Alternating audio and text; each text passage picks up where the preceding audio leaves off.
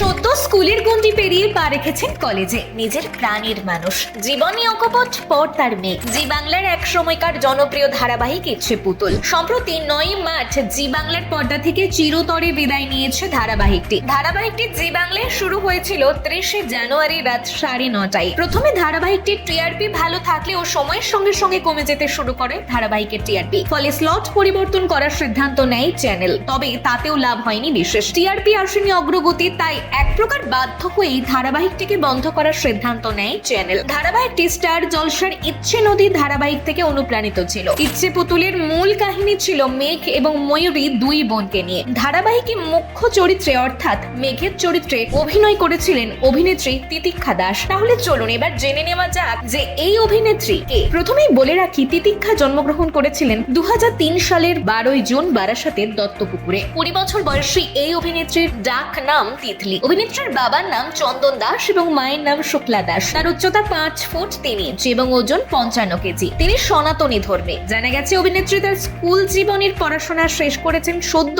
College জীবনে পা দিয়েছেন তিনি। সংবাদ সূত্রে খবর, অভিনেত্রী তিতিক্ষা বিনোদন জগতে পা রেখেছিলেন ব্যাকআপ সংসার হিসেবে। জি বাংলা এবং স্টার জলসার বিভিন্ন নাচের শোতে কাজ করেছেন তিনি। এই অভিনেত্রীকে কারা কারা পছন্দ করেন অবশ্যই কমেন্টে জানাতে ভুলবেন না।